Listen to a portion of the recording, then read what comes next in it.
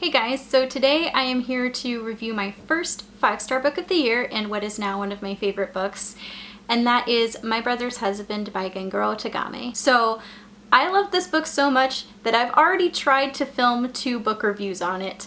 I didn't think the first 2 did the book justice, so I'm going to try one more time to see if I can do this right. Either way, this book is great and I really recommend it to all of you guys. So this book had already been on my radar since before I saw it in the bookstore, and then when I went to Chapters recently and saw that Chapters had a bind-up of the entire series, I bought it right away because I just had a feeling that I was going to really like this series, and I was right. This book follows the 3 characters on the cover: Yaichi, whose twin brother recently passed away, Kana, his young daughter, and Mike Flanagan, who's the husband of Yaichi's twin brother. The book starts off with Yaichi saying goodbye to Kana, who's leaving for school for the day, and after she leaves we see Yaichi say to himself, "Today is the day." Soon after, we learn what Yaichi's talking about when we see Mike Flanagan arrive at Yaichi's doorstep and learn that Mike Flanagan is the husband of Yaichi's twin brother, and Mike Flanagan has not met Yaichi until that day. This day becomes the first day of Mike Flanagan's 3-week stay with his new Japanese family. Before I continue, I'd like to give a content warning for this book for homophobia and grief and loss due to the death of a loved one. This is such a sweet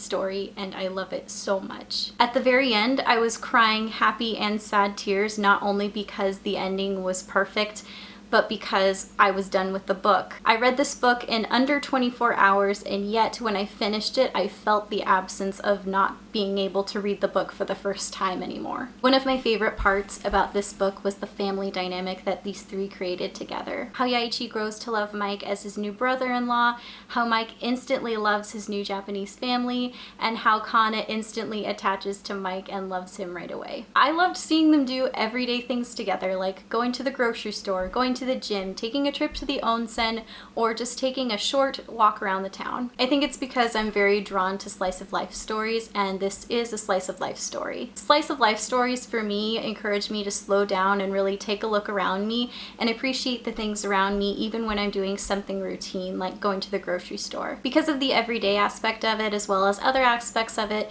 this book was very realistic and it was as meaningful as it was sweet. This book was very sad and heavy at times. Yaichi just lost his twin brother who he became distant with, and Mike just lost his husband who he loved, and we see moments of very strong grief from both of these characters at times. However, the way it was presented was I could feel the pain of the characters, but not so much that I couldn't continue with the story. Another heavy topic discussed in this book is homophobia. The story deconstructs homophobia very well, specifically more subtle and implied instances of homophobia rather than more obvious and loud examples, and this is done to explain to the reader that the former can be just as damaging as the latter. At the beginning of this book, Yaichi is uncomfortable around Mike specifically because of his sexuality, and he exhibits some outwardly more subtle instances of homophobia, but they aren't so subtle that Mike doesn't recognize them. But as Yaichi gets to know Mike, he starts to deconstruct his own thoughts and feelings about him and starts to acknowledge that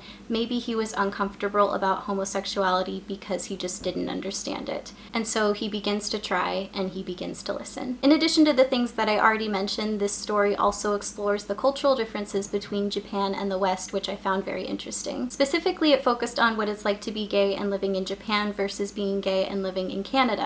And I learned a lot about the differences between the 2. I don't know if there's going to be more to this series, but it definitely ended in a way that it could be expanded on. Either way, I think that the ending was perfect, exactly the way it is, and I rated this book 5 out of 5 stars. I loved it so much, I wouldn't change a thing, and I highly recommend it to everybody. I hope you guys are doing well, and thank you so much for watching this book review. I hope that you enjoyed it, and I really hope you pick up this book. If you've already read it, please let me know in the comments what you thought, and I will see you guys again soon.